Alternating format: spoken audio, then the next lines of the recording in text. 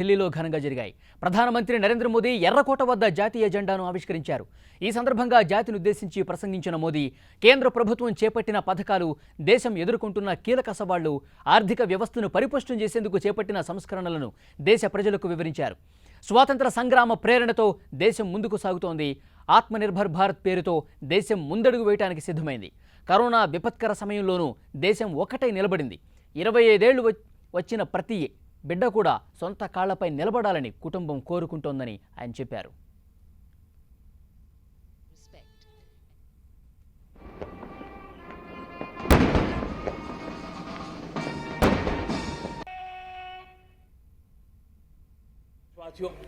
हमारा देश कैसी कैसी कमाल करता है, कैसे कैसे आगे बढ़ता है, इस बात को हम भली भांति समझ सकते हैं। कौन सोच सकता था कि कभी गरीबों के जनधन खाते में लाखों करोड़ों रुपए सीधे ट्रांसफर हो जाएंगे। कौन सोच सकता था कि किसानों की भलाई के लिए एपीएमसी जैसा एक्ट में इतने बदलाव हो जाएंगे। कौन सोचता था हमारे व्यापारी आलम पे जो लटकती तलवार थी, एसेंशियल कमोडिटी एक्ट, इतने सालों के बाद वो भी बदल जाएगा। कौन सोचता था कि हमारा स्पेस सेक्टर हमारे देश के युवाओं के लिए खुला कर दिया जाएगा। आज हम देख रहे हैं, राष्ट्रीय शिक्षा नीति हो, one nation one ration card की बात हो, वन नेशन वन ग्रिड की बात हो, वन नेशन वन टैक्स की बात हो, इंसॉल्वेंसी और बैंकरप्सी कोड उसकी बात हो, चाहे बैंकों को मर्जर करने का प्रयास हो, देश की सच्चाई बन चुकी है, देश की हकीकत है। 75 ఏళ్ల తర్వాత కూడా భారత్ స్వయం సమృద్ధి సాధించలేకపోయిందన్నారు మోదీ. ఈ క్షణం నుంచి స్వయం సమృద్ధికి బలమైన సంకల్పంతో ముందుకెళ్లాలి. ప్రపంచం ఇప్పుడు పరస్పర ఆధారితం. ఏ ఒక్కరూ ఏకాకిగా మనలేరు. భారత్ అంటే కేవలం క్రమశిక్షణ మాత్రమే కాదు, ఉన్నత విలువలతో కూడిన జీవనం. ప్రపంచ కళ్యాణానికి మనవంతు కూడా నిరంతరం చేస్తున్నాం. ఆత్మనిర్భర్ భారత్ అనేది కేవలం నినాదం మాత్రమే కాదు, ఆత్మనిర్భర్ భారత్ కోసం మనందరి సంకల్పం కావాలి. దేశ యువత ఆత్మవిశ్వాసంతో ఆత్మనిర్భర్ భారత్ సాధించాలని మోదీ పిలుపునిచ్చారు. आत्मनिर्भर भारत आज हर हिंदुस्तान के मन मस्तिष्क को में छाया हुआ है। आत्मनिर्भर भारत ये सपना संकल्प में परिवर्तित देख रहे हैं। आत्मनिर्भर भारत ये एक प्रकार से शब्द नहीं, ये आज 130 करोड़ देशवासियों के लिए मंत्र बन गया है।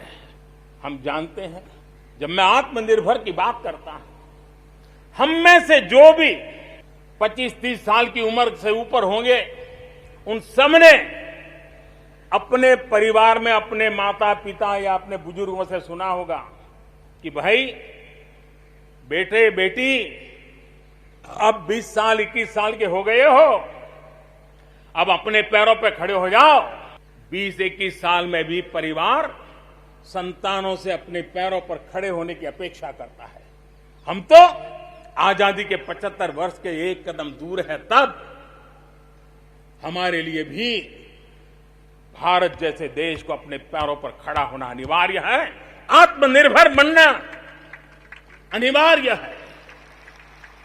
जो परिवार के लिए आवश्यक है, वो देश के लिए भी आवश्यक है।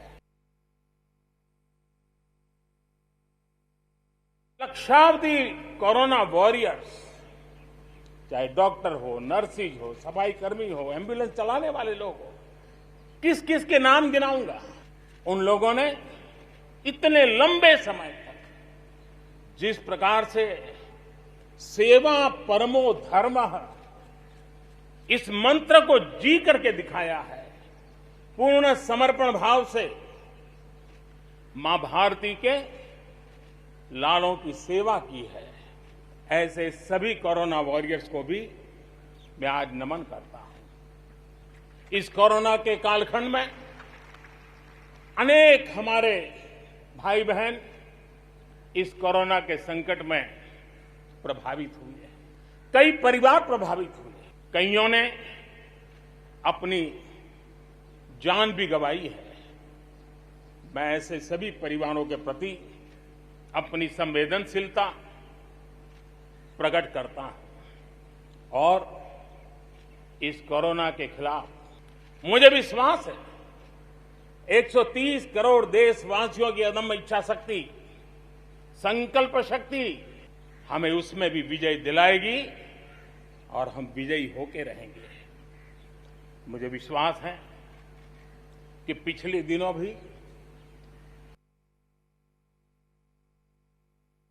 आज जो हम स्वतंत्र भारत में सांस ले रहे हैं, उसके पीछे मां भारती के लाखों बेटे बेटियों, उनका त्याग, उनका बलिदान और मां भारती को आजाद कराने के संकल्प के प्रति उनका समर्पण आज ऐसे सभी हमारे स्वातंत्र सेनानियों का, आजादी के वीरों का, नर बांकुरों का,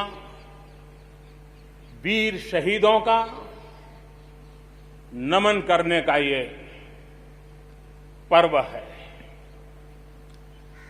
हमारे फौज के जाबाज जवान, हमारे अर्धसैनिक बल, हमारे पुलिस के जवान, सुरक्षा बल से जुड़े हुए हर कोई मां भारती के रक्षा में जुटे रहते हैं, सामान्य मानवीय की सुरक्षा में जुटे रहते हैं।